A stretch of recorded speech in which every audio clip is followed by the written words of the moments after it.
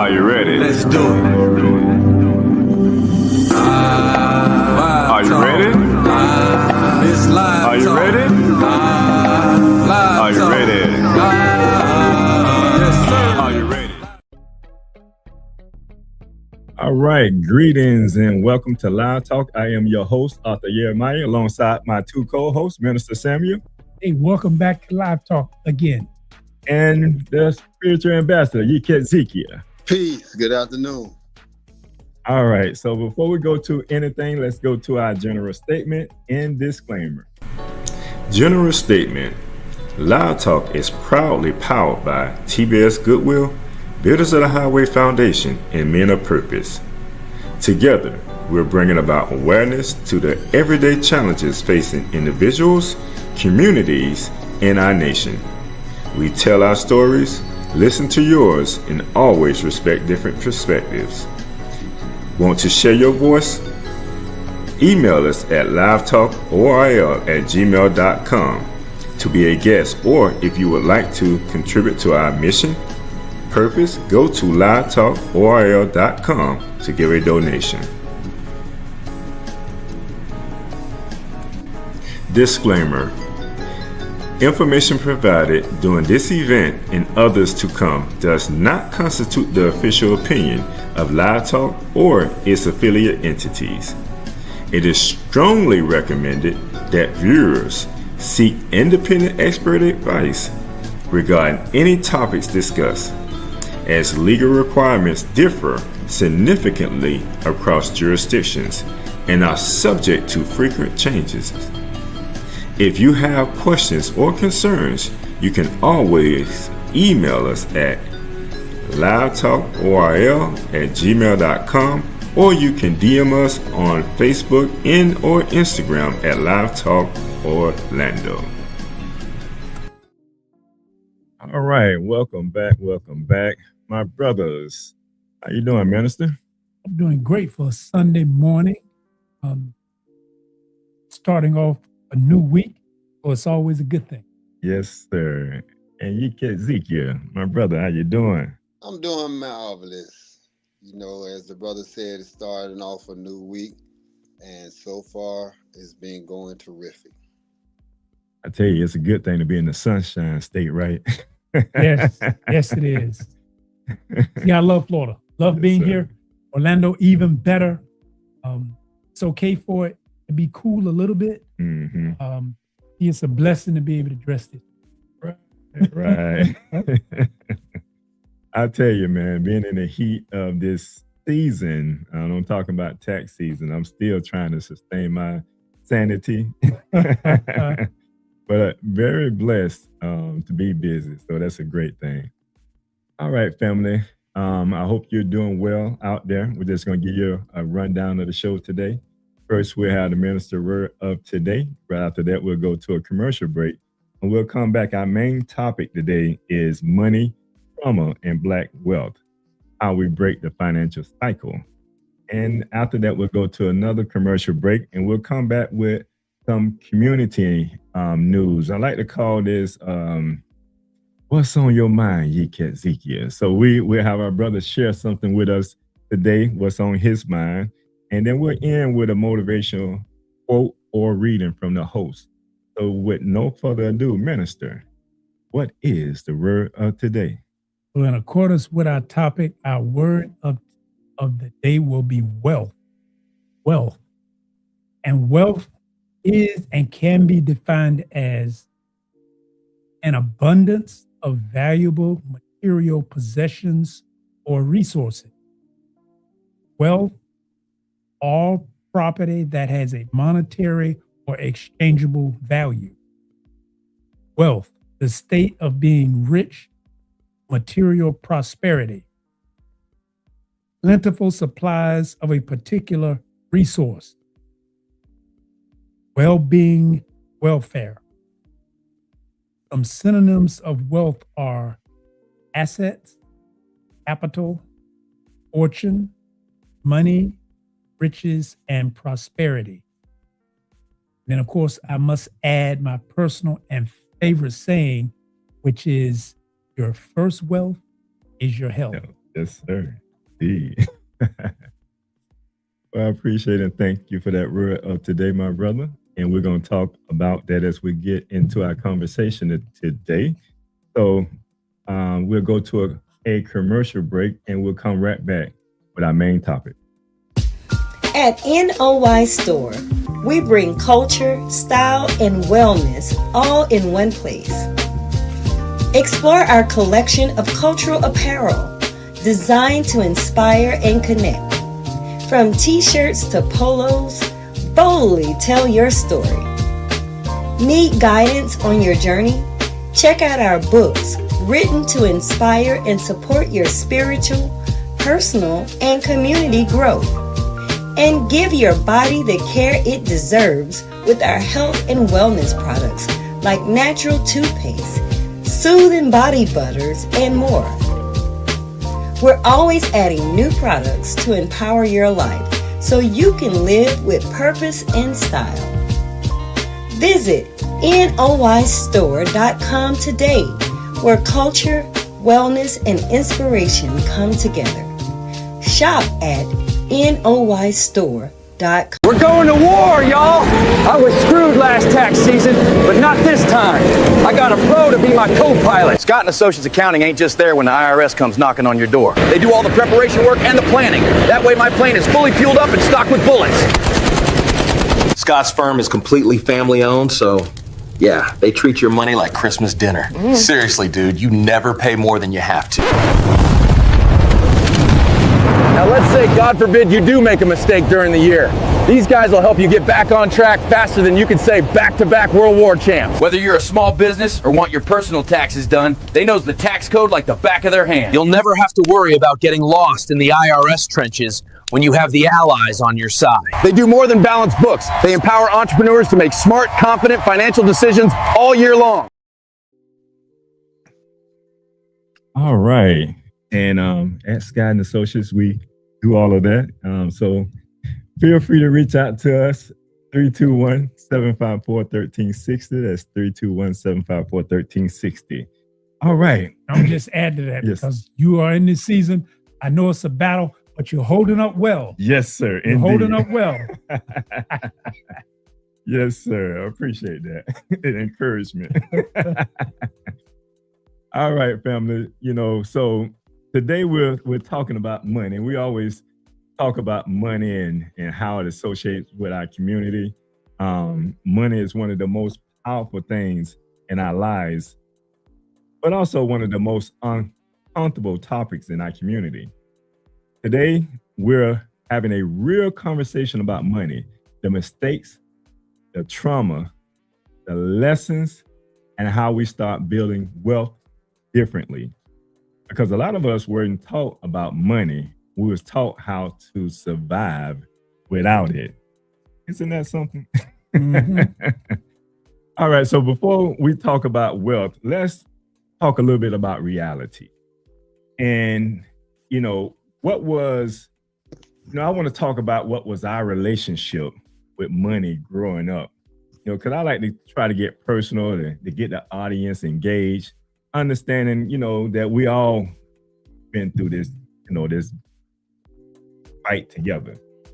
So, brothers, I want to be able to, share with the audience, like, what were some of the things that we did? What were some of the relationships we had with money coming up from a youth all the way up until we are, to the point where we are right now as being adult men? Which one of you brothers want to start off with that? I'll take that. Well, growing up, it was more of the lack of money. Growing up in the hood, you never had enough of the resources that you needed to live comfortably. So, you grow up in being poor. So your understanding of money was, I was taught to get it, hoard it, and only spend it on things that was absolutely essential to your day-to-day survival. And with that mindset, it prepared me for later in life that a lot of the material trappings, the newest fades, newest fads that will come out, that put that on pause. Make sure you have enough money saved up to be able to live comfortably. So I was taught sacrifice the present in order to live comfortably in the future. And that concept has served me extremely well. Because again, you don't get caught up in spending money frivolously on every new trend that comes out every month. You know, they're gonna always be producing new pair of shoes, new designer outfits gonna always come out, new cars will always be available. But that doesn't mean that you have to have each new product that hits the shelf. So saving the money and using it, because you may never know you need it in the future. You know, most successful people have what they call an emergency fund. When life throws curveballs at you, you have something to fall back on. But those early principles and precepts that was given about being able to save a certain portion of your money, and it came from, consequently, one of the Black establishments in our communities, which is the church, you know, because they teach you to tithe. So the relationship it's a good working relationship. Let me ask you this here, because you said something that was, I don't think a lot of people may have, you know, some of these lessons in their household, because you're talking about saving. Now, was you raised in a household, mother and father? No. Kind of taught these? Single household with just a mother. And because of, again, the lack of resources we had, she taught you how to save that money so that you will be able to get the things that you need in the future. She made you understand that the present is only good for the moment, but when you're preparing for the future, that's your lifeline. So always look down the road instead of getting that instant gratification. Look what's going to serve you down the line. Sound like a smart woman. Minister? And I would say that I was fortunate because my relationship, as my mom and dad were together, he was old school. He was the provider. So the only things I remember him having dead on was the house and a car note. Other than that, he didn't believe in borrowing nothing. So he worked, but my mom, he would bring the money home, and my mom was a saver.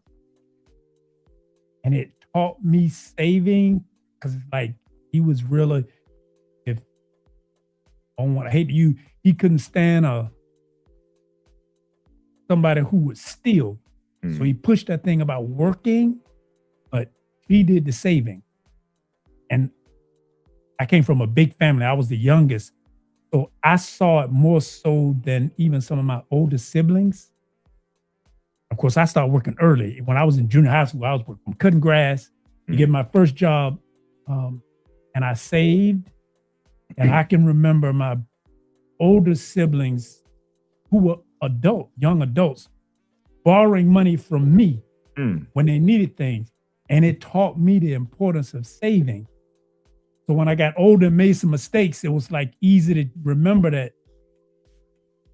how important it is to save versus spending. But that relationship, it really started early because I saw my mom. She was one that saved. He don't want to get he wasn't finna borrow nothing from no white folk. That he gonna buy it, but she was a saver. Okay. Well, hey man, y'all had some a little bit better guidance than I did. Because I was raised up in a household where my mom was on fixed income. So whatever came in, like it was already budgeted. So it's like you like those $10 shoes, them MA100s.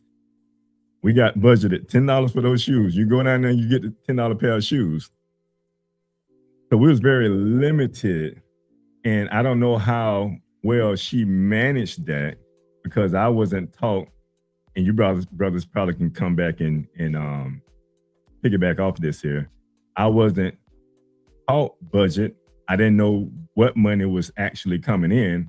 Found out later, you know, as far as what that fixed income looked like. Because, you know, Christmas would miss us, you know, often. You know, Christmas and some of the holidays or holidays would miss us because of that. Because if she was getting a check on the 1st, then Christmas fall on the 25th. Or that check don't come until the 1st. It's gonna come every 1st. So we missing Christmas. So I don't know what we celebrate, but it ain't Christmas. but no, that was, you know, didn't have a father in the household. So just understanding wealth at a later time in my life, I think around 13, I would say. And this is just me now being in the streets because home ain't providing like it needs to. Mom needs some extra help. So now I'm in the streets, you know, and I told myself from that day on, being 13, man, and making money, that I'd never be broke again. Now, logically, in my head, yeah, I'm doing some things that I shouldn't be doing, but I know where I want to take myself at futuristically. I know eventually I want to stop and get into my own business, and I want to make some changes. I didn't know what that looked like at that time. I can only look at the adults that I seen, you know, and back then we seen a lot of adults, and you guys brothers can attest to this here, that was entrepreneurs. It was one gentleman, he, I forget his name, but he was a TV repair service guy. And every time the TV needed repair, he had a big shop with a bunch of TVs in there that he worked on and, you know, et cetera. But he ran his own business. So those type of things inspired me later on to say like, oh, I'm gonna make some money. I don't know where I'm gonna get the money from. And then I'm gonna run my own business. But that was kind of from the outside of my household, because my household, I wasn't really taught that because I didn't know, you know, how, you know, initially at that time, how money was coming in. Like I said, I found out later on how money was coming in, but I knew every first it was something coming in, and certain things will happen on that first because of my mother being on fixed income. But no, learning money at a very young age, I really didn't get the grasp of it until I, you know, got a little older and just understanding what money looks like. So definitely a different viewpoint. And I think, you know, in the Black communities, we have all these viewpoints when we talk about money and what money, the money relationships, etc. All right. So just to follow up on that, just in case, unless you brothers had a question for me centered around that. So you mentioned the money, then at what point did you start going after your own money? So that's a great question, because I like I said, I understood that we was limited, or I would say we was at our peak as far as the income that was coming in. There was nobody else doing it. And she wasn't doing no, you know, selling like most people, and the ladies selling flips and, you know, different things to generate other income. None of that was happening. So when it was, I don't say presented to me, when I seen the opportunity to make more money, unfortunately, it was just in a way that wasn't in line with the law, if that makes sense. So that opportunity presented itself to me, and it seemed as if it was easy. So I took that opportunity, you know, and that's at that particular time, being a young Black male, making, you know, bringing in, I would say $1,000 a week, $1,500 a week. Compared to minimum wage? Man. And then I'm doing it on my own time. So it ain't like on a clock and clocking in. I'm doing it on my own time. But it did lead to some other things, juvenile detention center. So I'm letting you know. So if you're out there and you're doing it, you're listening to this show, it ain't all good and it ain't all gravy. People do certain things for a reason. We're talking about survival. We're gonna stay on that topic. So this is about survival. When you're in survival mode, understanding that certain things, your resources are limited, you tend to go to other things that can bring in more resources, a cash flow to help you, stay engaged, or connected with your peers in the community.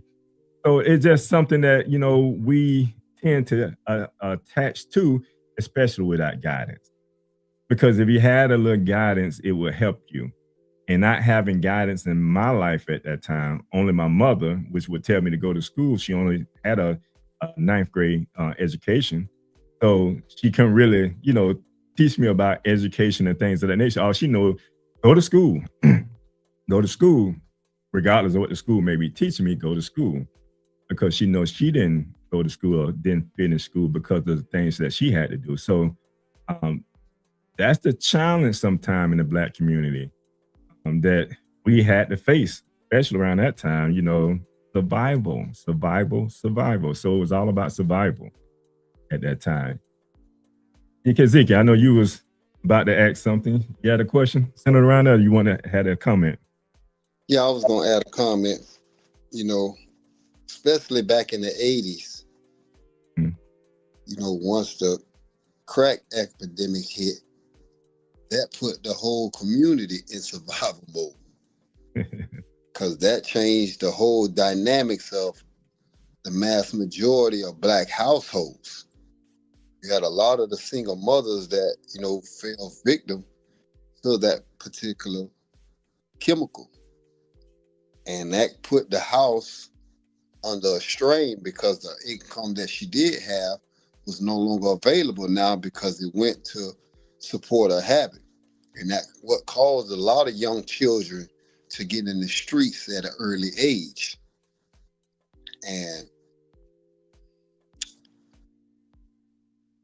unfortunately, once we developed a taste for the streets, it was hard to let it go. So even when we got into a position to where we was no longer in survival mode, we hadn't got so accustomed to that right there that we felt this was the only path for us. And as you said, going down that path, eventually it leads to detention centers. It leads to prison sentences.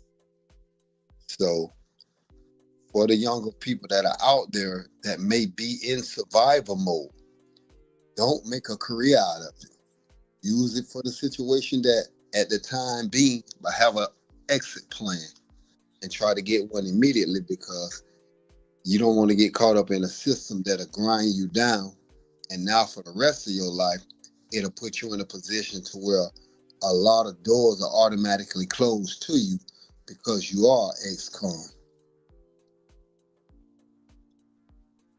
Oh, and that's real. Because it goes example. It comes down to, because when you gotta have a money conversation, it comes down to needs and wants. And needs was even when I was younger. I came from a large family, so there was 7 of us. So you couldn't get all that you wanted. You get the basic needs, and then being younger, I would get hand-me-down. Or those were new shoes, or them sneakers. We called them bubbles. Right. All right. So that was okay in elementary. By the time you got to junior high school, I wanted them Converses or them Pro Kids. I had to work to get to those. But you're going to go out and get money to get them one way or the other. And fast forward to then once I move out, now young adult, and I'm on my own, working for minimum wage, got to pay the rent, got to buy the grocery, got to keep the car going. It don't add up. And when I can make, like you say, I'm making more in a night on my time than I do all week with somebody breathing over my neck back in them days, calling you what they want, and you got to take that for minimum wage. It's really easy to go for 3 or 4 hours and make more money in a few hours than you make a week. But like my brother said, you got to have an extra strategy and know, I can't do this, because if you get caught up, it'll change your whole trajectory. Understanding that you do have needs, because you gonna find a way to eat one way or the other. Right. But you got to be able to look at, this something I want to do long term. Is this maintainable for the future? When you see how many keep getting picked off, so it's like and that's where that conversation about money and understanding it, because I saw it, but the conversation about money really didn't hit until I was an adult and had to do it on my own. I saw the saving, but you don't understand it until you get hungry. No, that's true. And that kind of goes into the next question when we talk about, when did we realize, you needed to look at, learn how money kind of operates in your life differently. Because like at that particular time, it was all about just being able to have the things that I needed at that time, or things that I wanted at that particular time. And it felt good. But as I got older and still just being in the streets and the game, I understood at that time, I have to start looking at money differently. How now can I put this money away, or what can I do with this money to make my life more productive? So it wasn't all about, I want to stay on this journey of just, being in the streets. How can I now take what I have? Because we know in our community, and we're going to talk about this here, getting capital it's hard to get capital to start a business. So in my head, I say, man, if I can get the capital to start a business, this is great. So the whole thing was about, I'm going to take this money and I'm going to start my own business. And I always look back, and I'm probably sure I said this on the show before, just identifying that TV repair, that gentleman there. I just feel like he just had a great business and a great model. And it really inspired me, because I thought about opening up a TV repair, VCR repair, some of the devices that we was dealing with at that time. I said, man, I'm gonna open up my own shop, because I'm good with my hands, hands on. So my whole thing was, man, I'm gonna take this money and I'm gonna open up my own shop. So I even went back to school, ITT Tech, and they was teaching about electronics and things of that nature. You put together you create, put Sam, you know all about this, and you're an electrician, you're in the circuit boards. Yeah. So like, and then the frequencies of the radio, I said, man, this is very neat. But I wasn't able to finish that because I was still have one foot in, one foot out. So it was like, that's when I really got myself in a trap, and everything else was history as far as what transpired after that, and not being able to finish that. But just understanding, what we were talking about, when did you first realize you needed to learn money different? Because I realized it, but it was almost too late at that time. I mean, now I'm looking at it differently later on in my life. But when did you brothers realize that I needed to start looking at money different? I realized that in my late teens. Once I was preparing myself to go to college, I went to realizing, the money it was going to take to live in college. Even though I had a full scholarship, I was still looking at the money that I needed to make and needed to understand, because you look at the dynamics, because you start meeting people in different walks of life and you see how they live it. And you like, okay, this is a lifestyle that I want. These people owning their homes, got all these exotic cars, and you figuring, how can you get that? And they, you sit down and you speak with some of these people, and they tell you different methodologies that they use to get the wealth that they had. So that created a mindset shift to, hey, I got to start doing what I was doing that would keep me right at or below the poverty line and start doing what these successful people are doing that have the things that I want. So for me, it was exposure to people outside of my normal communities and being able to sit in dialogue with them concerning the different avenues that they use to become extremely successful. Because, you know, we all grow up dreaming that, okay, we want the houses. You know, back in our days, we had that show Lifestyle of the Rich and Famous.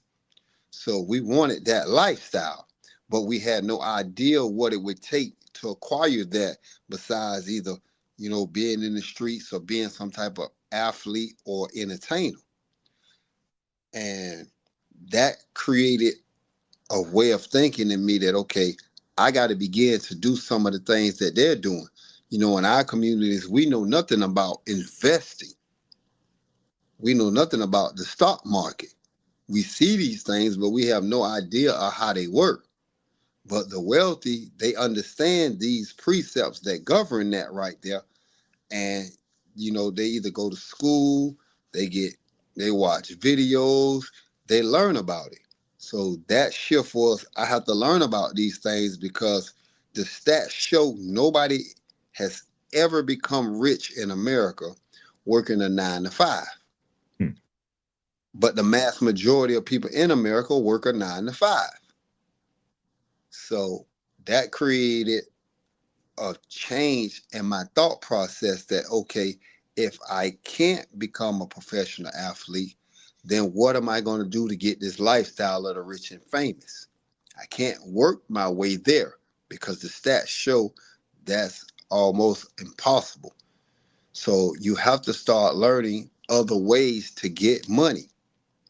And once I started learning that right there, that's what created the total turnaround in how I view money and the way it needed to be used in order to get the life that I wanted.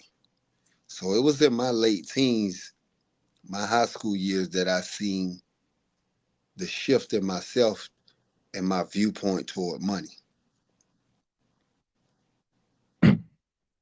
Minister? Yeah, and I want to say it was that same. I remember going to college, and most of us, like fresh out of high school, I was at a technical school, but there was 2 brothers that I met through that journey, but they were both older, 25 to 30. And I can remember one of them. Most of us were high school kids, first time out on our own. So you have these dreams and hopes, but reality set in to where you go graduate, you got to look for a job. But one of the brothers already at that time, because it was in electronics, he actually worked at Honeywell. And we were taught we got cool, but he was there because he wanted to move up. He was already in a position. And then that was going to move him farther within it because he wasn't going to get out of school looking for a job. He already had a job. He was looking to move up. Other brother was very entrepreneurial. And it's funny that you talk about the televisions because they did a part of that quarter semester when they talked about at that time the vacuum tubes and oscilloscopes. He went through that part. And before he graduated, like the month after he did it, he opened up a TV repair shop and started running the TV business while he was still in school. Hired one of the guys in the class that was like a brainiac to work for him fixing televisions because he could see the vision. But see, he was older and he understood money. And it helped me begin to see that, okay, you got to have not just a skill, but you got to have a trade or you got to have somewhere to be able to take that. Because most of the kids graduate and you can all get a resume, but you look just like everybody else out there. What is it going to make you stand out? What is it going to make you different if you don't have a plan?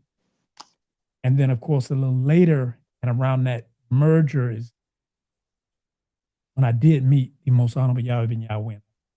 Learned about paying God and paying myself first. and then that principle of the talent, multiplying the talent. And then I'm one that I can be very honest, even though I was taught it in the past, I touched it. You can never replace that when you touch it, but that don't mean you can't continue to build on it. And then the understanding of not touching it don't mean letting it sit, but that mean also being able how to make it multiply. You have to, like the brother said, wealthy people allow their money to work for them. You'll never get rich working on a job. You can be comfortable, you can pay the bills, but you're not going to be wealthy. You're not going to be free until you learn to let money work for you. And that's a skill that other nations and wealthy people teach their children in their communities.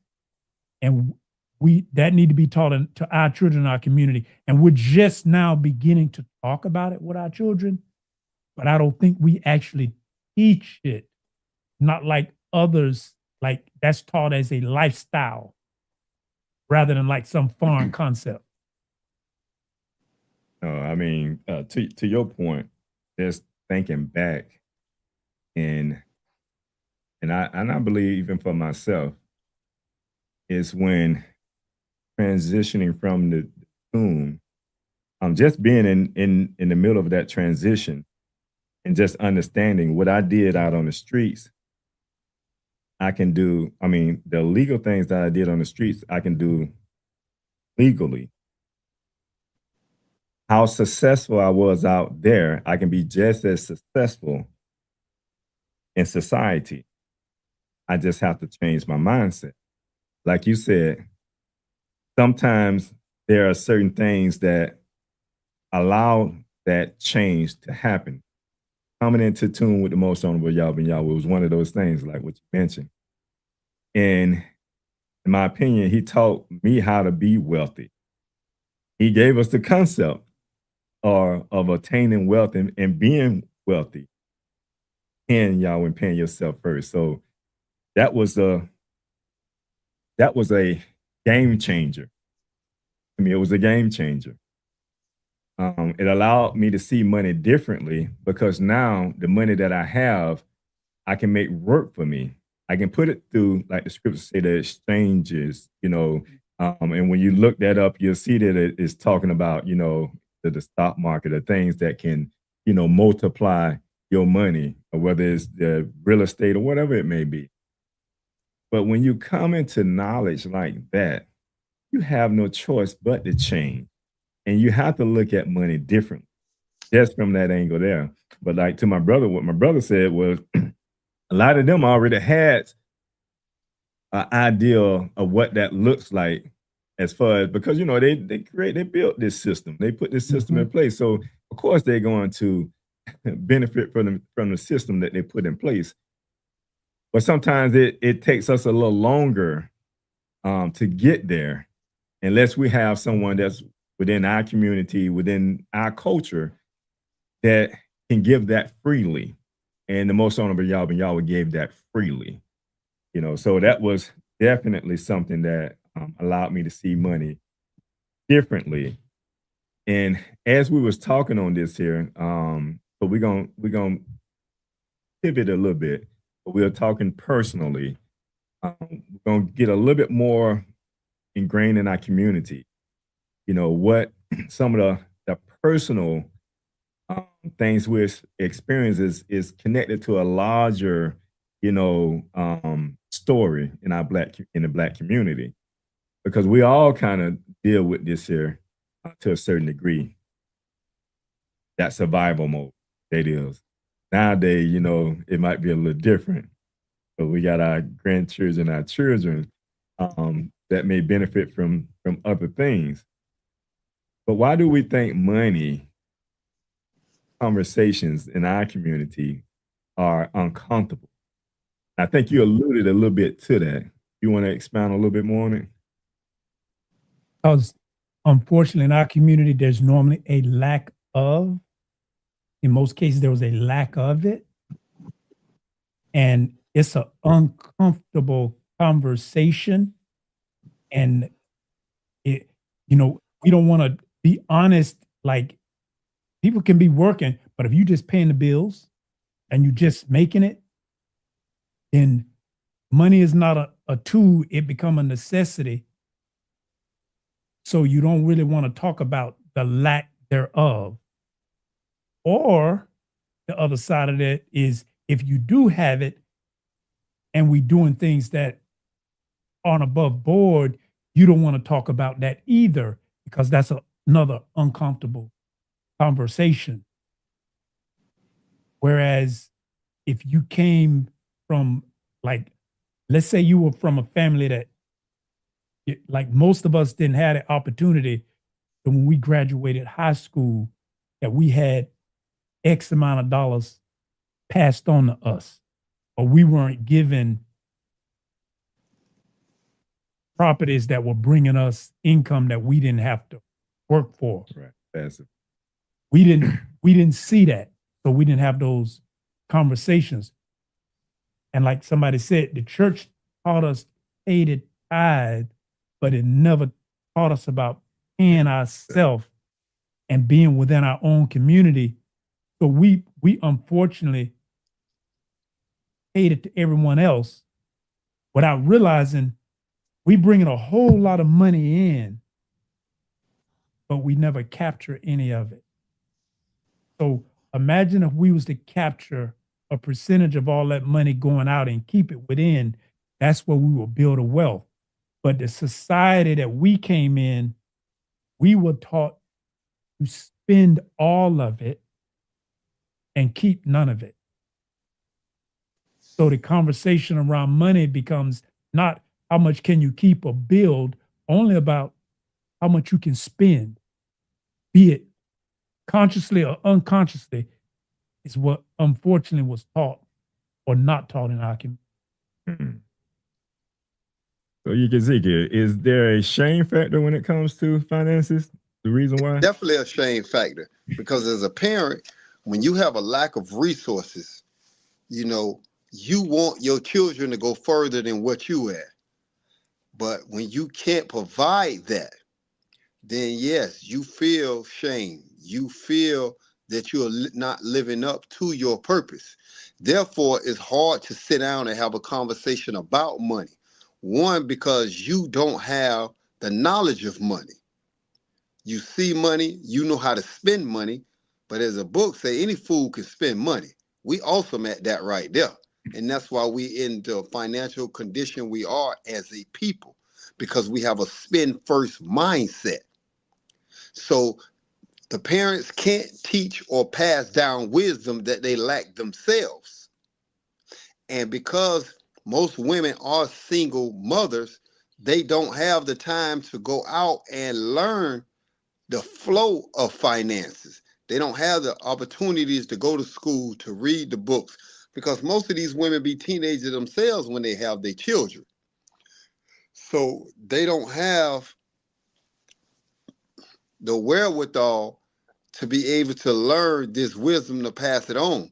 So they just content with, okay, the little basic money that I do have, you know, somewhat or another, they may or may not even know how to budget that. So they don't know how to sit down and teach their children, okay, let's learn how to budget your money so you can see where it's going. Now you can start building wealth at a young age.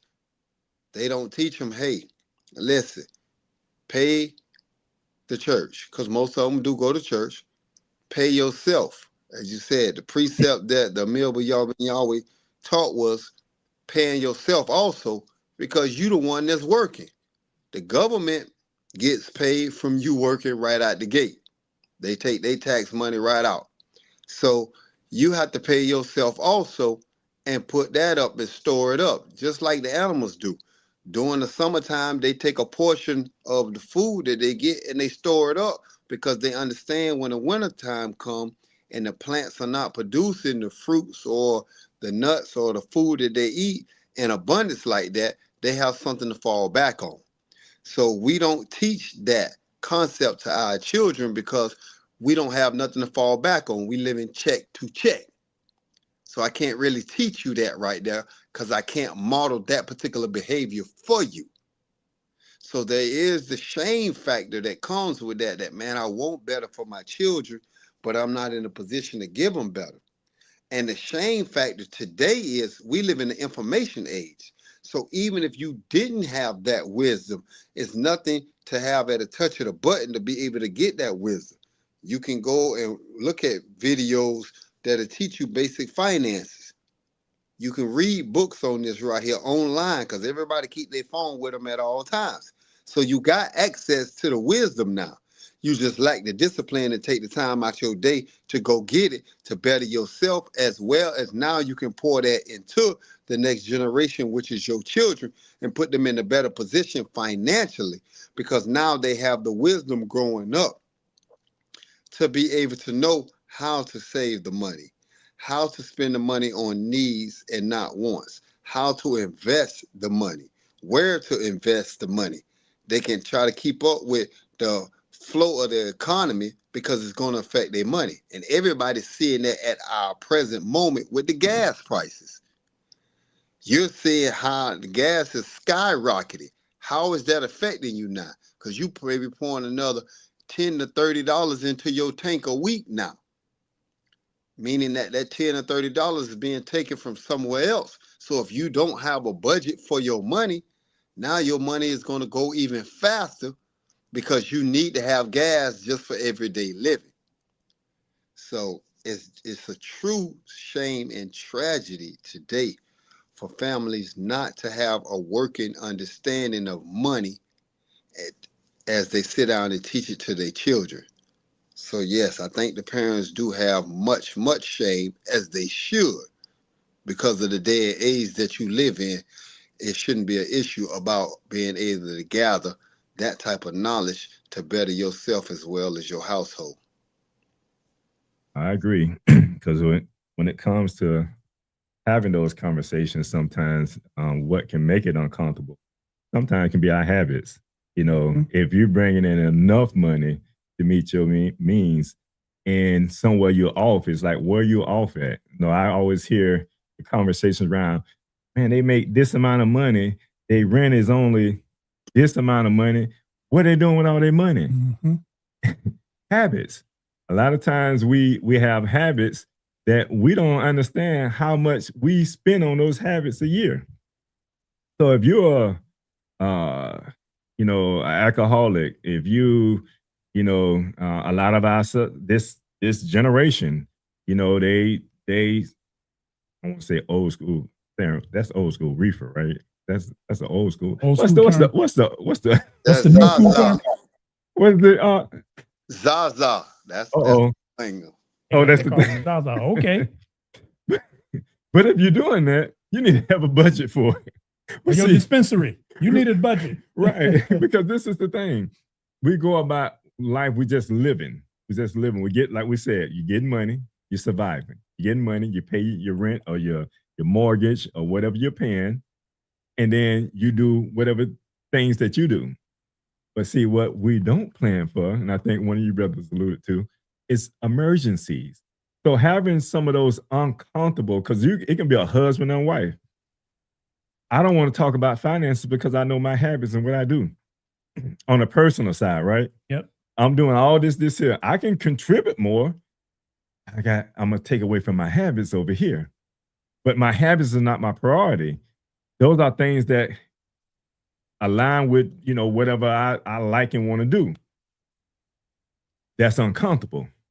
But it's also shameful because I shouldn't be doing this here. And if I'm in a household, husband and wife, and we have children, how can I raise my children properly, understanding that I got some things that I have to overcome? So definitely we can be talking about uncomfortable situations, but also having shame, understanding that I need to take a look in the mirror and I need to change my ways in order for us to be a more productive family and put things in the proper perspective as it should be. So now if we're renting a apartment or what have you, and we know we want to own a home, we need to be saving that money up for the home. So those habits where I'm spending $100 a month, $200, $150 a month, that need to come over here and go into this pot here so we can save up to get this home for our family. I think that's something that this society, and maybe, I growing up, we may have dealt with this too, because I would say my mother, and I'm not ashamed to say it, she was an alcoholic. So there was some habits there that took place. I don't know how much more we would have had if she didn't contribute to that, but I just know there was a habit there, that she contributed to. When it comes to, because we're talking about money, which is a lacking sometimes coming into the household. So oftentimes we have to reach beyond that, go and get some credit. Mhm. So, and then we uneducated, like brother said, like if the mother in the household, we're talking about wealth or, money, credit is a whole nother level of a conversation that we're going to be talking about. Yes, we can get that help. It's going to accomplish what needs to be accomplished at this moment. But then that's debt though. So how do now we pay this off, understanding that we have a lack of money already coming into the household? So then now is credit and debt something that we should be talking about? And why do many families avoid that? And I know we can probably go back to saying some of the same thing, but we do have to talk about credit and debt. Go get another one. Go get another one. Go and get another one. Because that's short-term gratification, but it's got long-term consequences. And see, like the word of the day was wealth, but something I was reading on, and we have to, part of that conversation needs to be there's other forms of wealth: time wealth, social wealth, mental wealth, physical, as well as the financial. Mm. And that's a whole conversation, because if you start to look at doing things you're spending money on things because you put a value on them, but they're pulling from the finances. So now mental health is an important thing, but the example is socially, your perfect example. If you're drinking and now you're becoming alcoholic, or if you go into the dispensary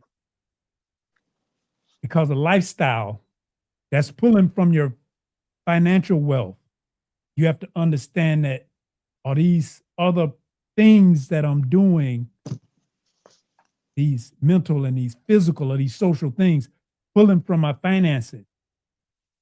And like you're saying, we don't want to have that conversation.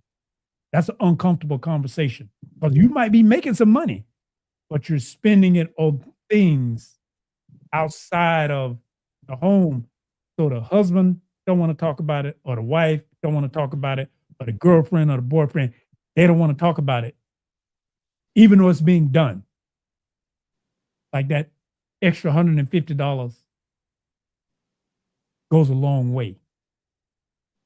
But if you don't have that that uncomfortable conversation, and see, that's where you have to be able to have a comfortable conversation about the finances and the whole realm, because it affects long term.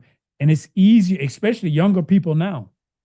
You have to be very careful, because if you're younger, it's easy to get credit, which means it's easy to get debt. Now, credit is a good thing if you use it properly.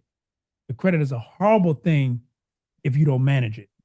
Like paying them, like we need to have that conversation with our youth about credit cards, because a lot of young kids, especially if they go to college, during college, when they get out, they will get them a credit card like that. Right. And it's easy to get to it. And now you got a $2,000 limit or $5,000. And if you're not careful, you done generated $5,000, $10,000 worth of debt. And the credit card company say you can pay them a minimum, only $60, and I can keep on spending. If you're not conscious that it's going to take you forever and a day to pay that off. But it's easy to get into that, and then you're a year into a relationship and both of you got a whole lot of debt, but because of the lifestyle and the things, you don't want to talk about it until you at their limit. Right. And now it becomes a mountain. That's an uncomfortable conversation, but it needs to be had on the front end rather than the back end. And that goes back to, especially if you're about to get married, consultation. That need to be a main topic of that conversation. Ezekiel. Well, we have to understand the purpose of credit. That's first and foremost. If we lack that understanding, then we can understand why the stats show that the average American is in debt. Because when you get these credit cards, which allows you to eliminate your present problem, however, it puts you on a path of a future problem. And most of these credit cards start off at 20% APR or better. So, and most of us don't understand how interest occurs on a daily basis from these credit cards. So all we looking at is, I can buy this particular product right now, this instant, with this credit card. And then I know I got 20 or 30 days to pay it off whenever your next due date is due. And if we accumulate this over a period of time, as the brother said, now you're only paying the basic minimum of that card, which allowing the interest to continue to run up. The credit card companies love for you to pay only the basic minimum. That's why they give you that minimum, because they know that they're going to skyrocket the interest daily because of that, as opposed you was paying 2 or 3 times what the minimum balance is. So credit, as I said, it can be used, there's a thing as good debt and bad debt. But unfortunately, we're in the bad debt. We're not using credit to buy assets to continue building our wealth. We're using credit to get us out of the immediate debt, which presents us with future debt. And that cycle continues on its axis because of our spending habits. And our habits, we know, are those actions that have become so acquired and accustomed to us that is done involuntarily. Most of us are not aware of the things that we do. We just been doing it for so long, we're acting on like animals' instinct now. And if somebody was to ask us, hey man, why do you do this right here? Why do you do that? You couldn't answer. You just know you do it because you don't think about it. You're unaware of the action in itself, again, because of the time that you have been doing it. So when we're dealing with this credit right here, we have to sit down and teach our children that, yes, credit cards can bring instant relief, but if not properly managed, it can bring a lifetime of grief because it's going to keep you in a debt.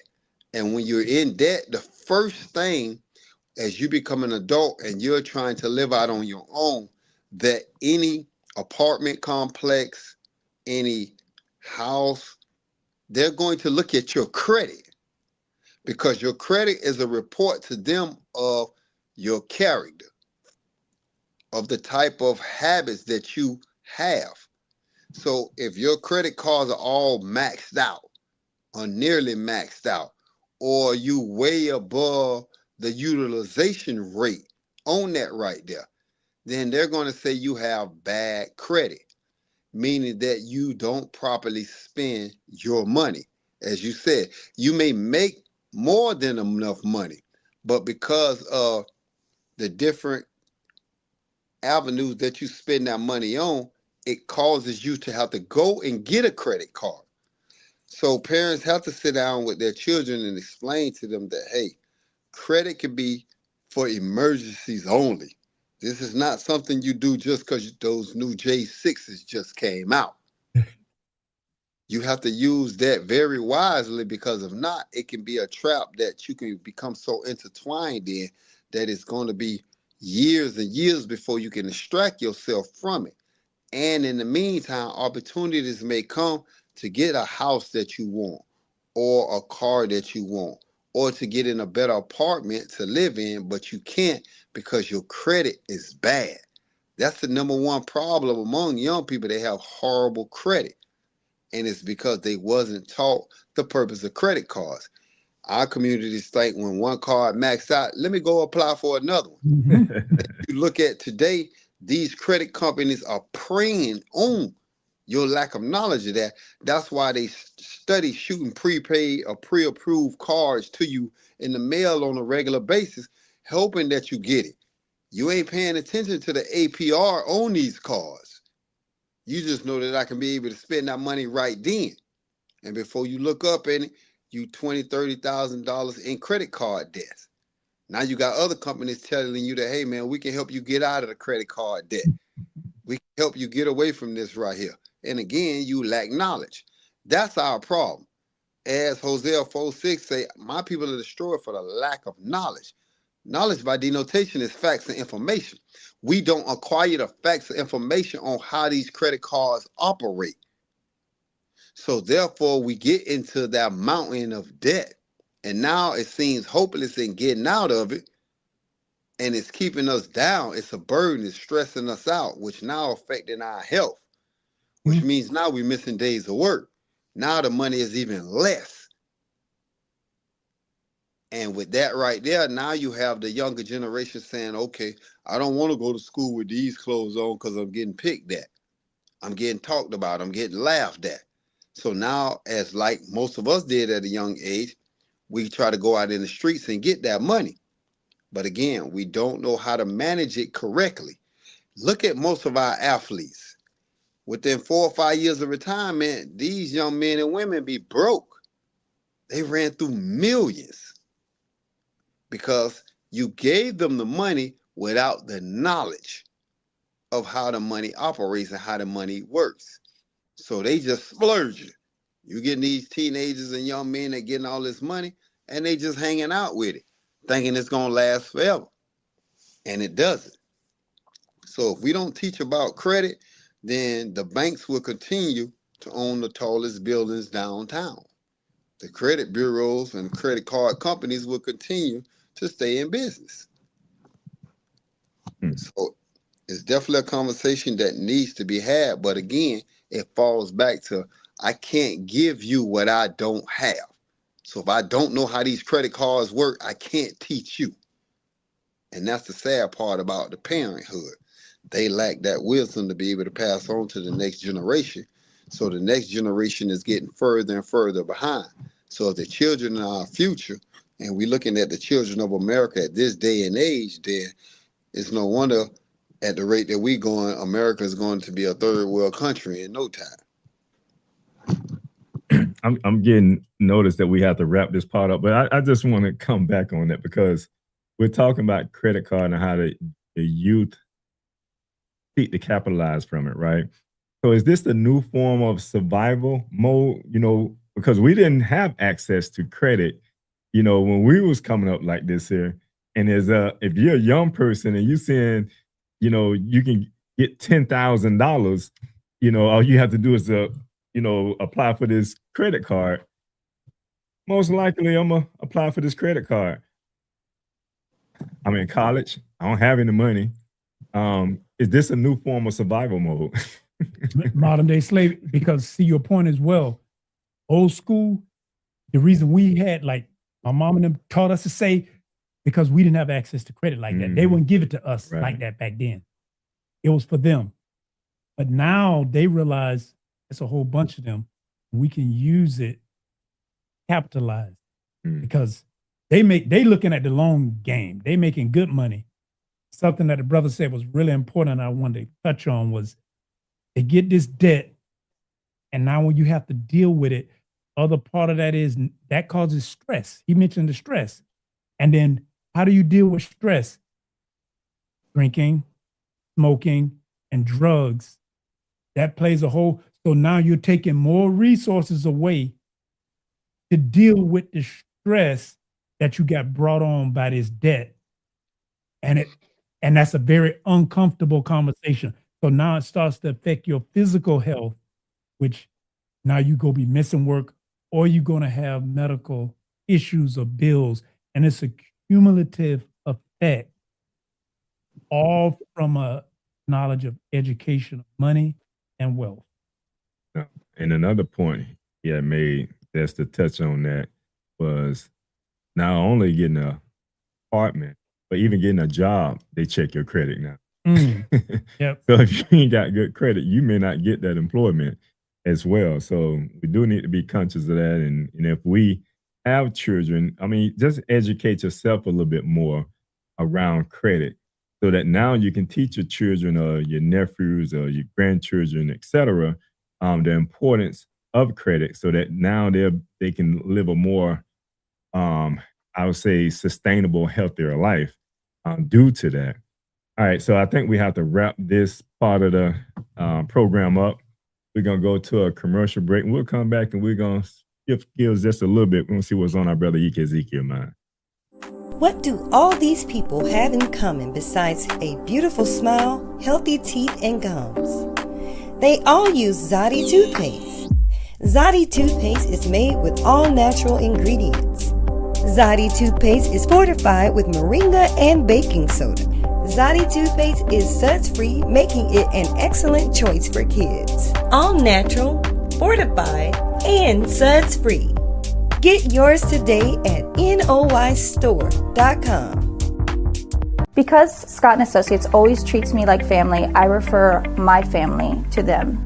So when preparing for my taxes and I know exactly what to bring in coming in, it makes the process so much easier. Anyone should hire Scott & Associates because they are professional, respectful, and very knowledgeable. And with all of my heart, I can always count on them.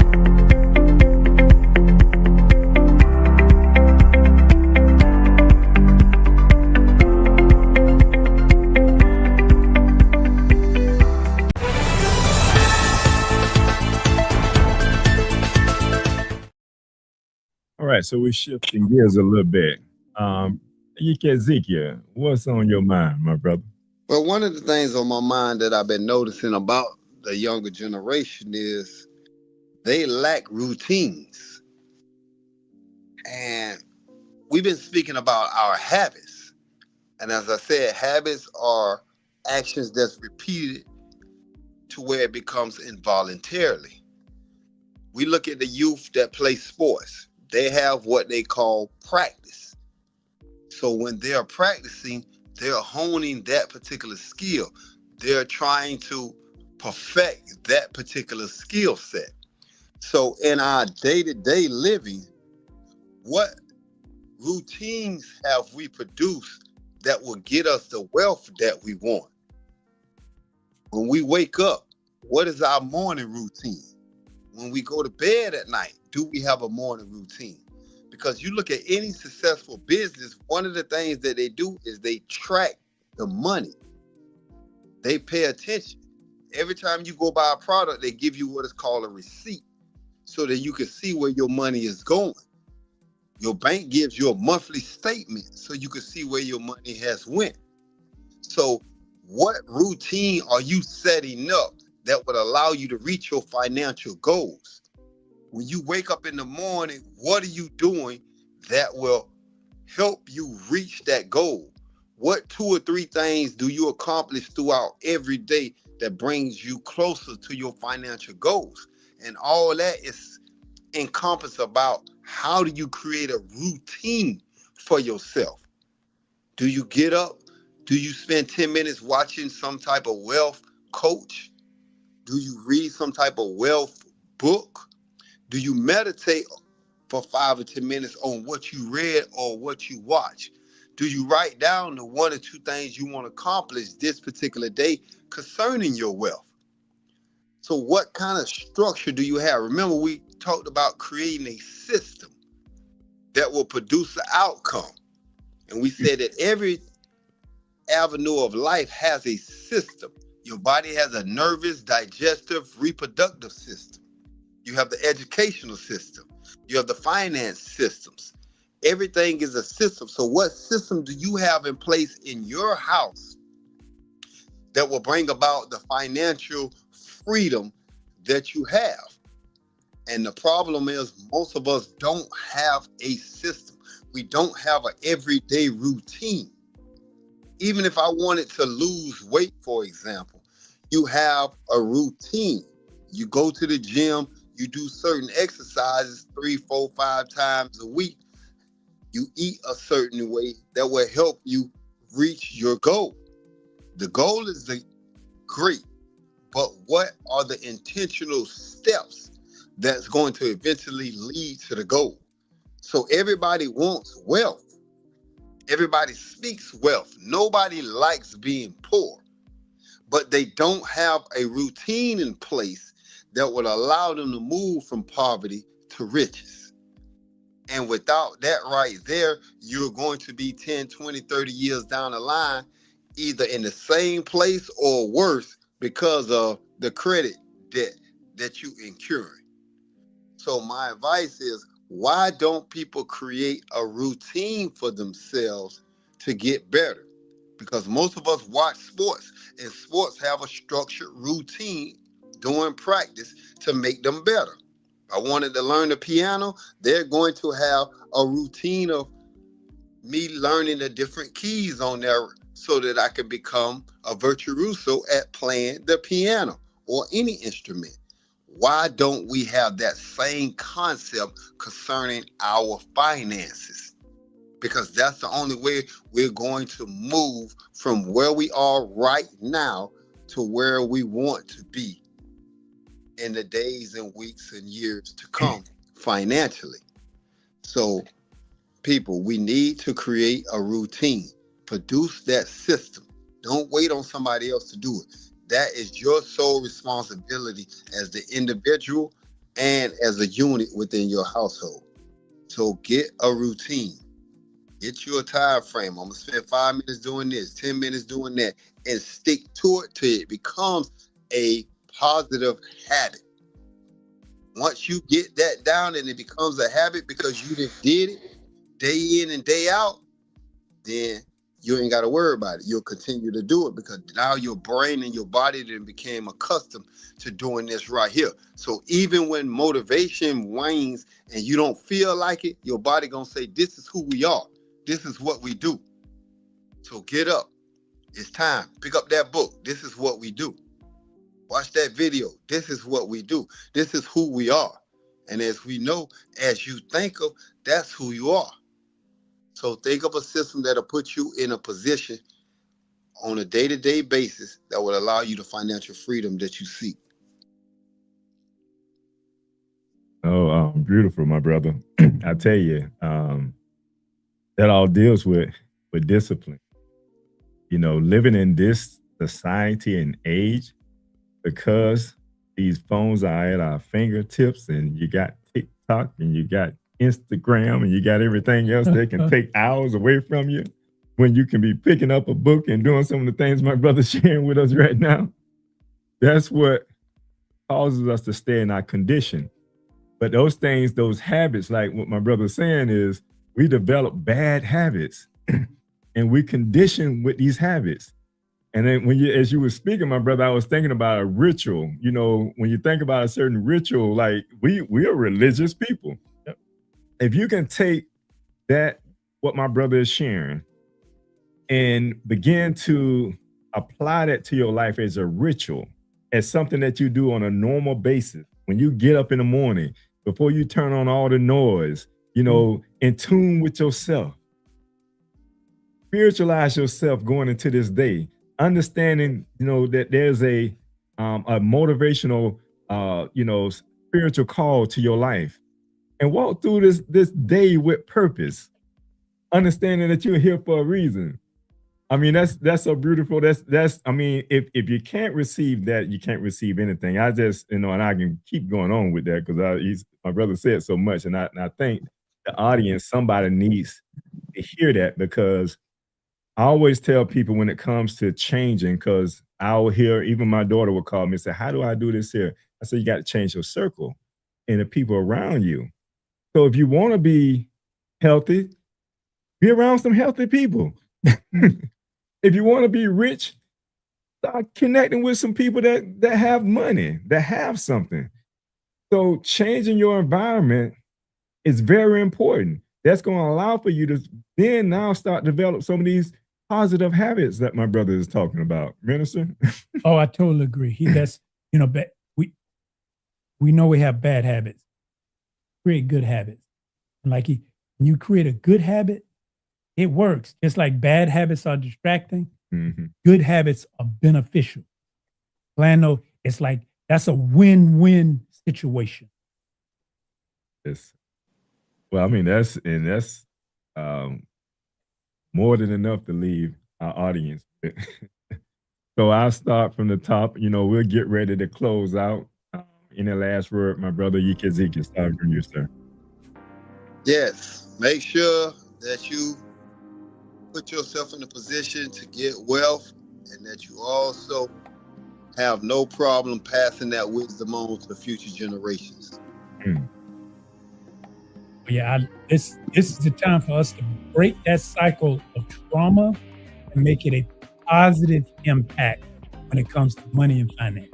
Yes, sir. And I'm gonna go off a little bit what you said, my brother. This week, learn one thing about money, whether it's credit, saving, or investing, and share it with somebody else. I'm gonna say it again.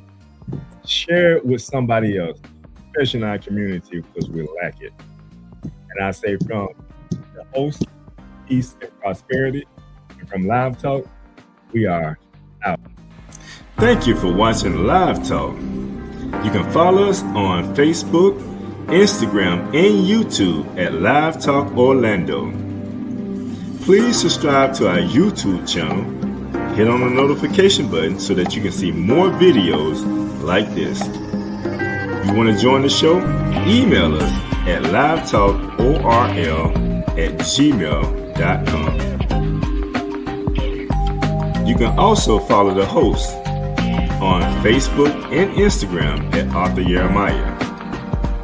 And visit the website, thenoystore.com, to pick up your copy of The Spiritual Significance of a Name.